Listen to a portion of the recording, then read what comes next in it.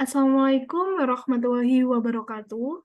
Perkenalkan, nama saya Sabila Ilma Idjana dengan NPM 230810139 dari kelas A081 mata kuliah Arsitektur Komputer, Program Studi Informatika, Fakultas Ilmu Komputer, UPN Veteran Jawa Timur. Nah, di sini saya akan menjelaskan tentang interkoneksi bus. Interkoneksi bus sendiri itu adalah bagian dari sistem komputer yang berfungsi untuk menghubungkan antar perangkat utama pada komputer guna memindahkan data antar bagian-bagian dalam sistem komputer. Karakteristik penting sebuah bus adalah media transmisi yang dapat digunakan bersama. Sebuah sistem bus terdiri dari 50 hingga 100 saluran yang terpisah. Masing-masing saluran ditandai dengan arti dan fungsi khusus.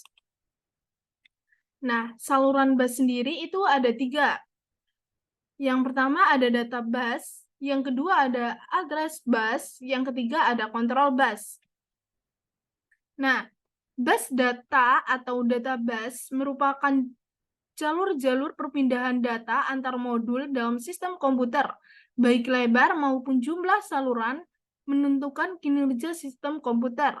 Yang kedua ada address bus atau bus alamat, merupakan bus yang menandakan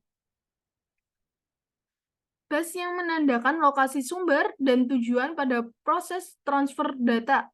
Pada saluran ini, CPU akan mengirim alamat memori yang akan ditulis atau dibaca. Yang ketiga ada control bus. Control bus atau bus control merupakan bus yang digunakan untuk mengontrol izin akses ke data bus dan address bus. Jadi sebelum data masuk atau keluar, untuk ditulis atau dibaca, akan dikontrol terlebih dahulu oleh control bus. Selanjutnya yaitu ada koneksi bus. Nah, koneksi bus sendiri itu juga dibagi menjadi 3. Yang pertama ada bus system, bus lokal, dan bus ekspansi. Bus system sendiri yaitu menangani komunikasi data antara modul memori utama, cache memori pada prosesor, dan semua peranti input atau output yang tersambung pada mainboard komputer melalui expansion bus interface. Yang kedua, bus lokal menjadi penghantar data antara cache memori dengan CPU. Yang ketiga, bus ekspansi menjadi saluran utama bagi setiap peripheral yang terhubung dengan mainboard seperti NIC, SCSI, controller, peralatan lainnya seperti modem, peranti serial dan paralel, seperti mouse, keyboard, dan printer. Selanjutnya ada jenis-jenis bus. Nah, jenis-jenis bus ini ada 4. Yang pertama, bus PCI atau Peripheral Component Interconnect.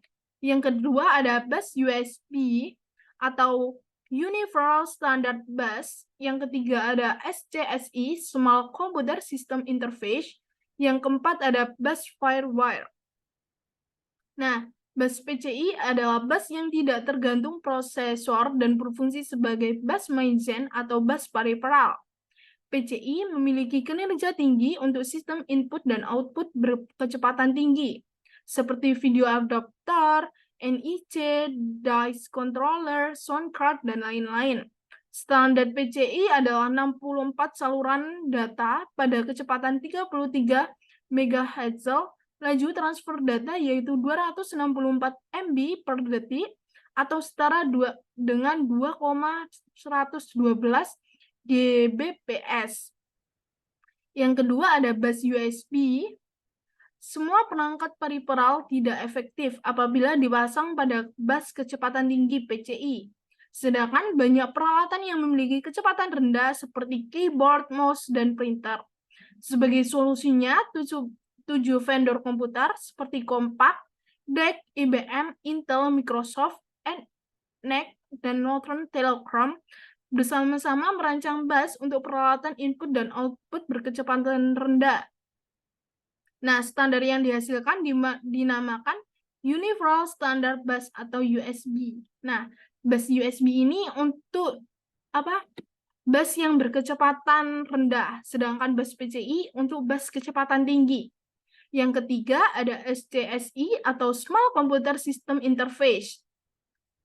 Nah, SCSI ini adalah perangkat periperal eksternal yang dipopulerkan oleh Macintosh pada tahun 1984.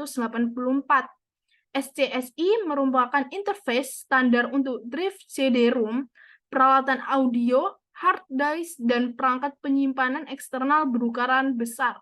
SCSI menggunakan interface paralel dengan 8, 16, atau 32 saluran data. Nah, yang terakhir ada bus firewire.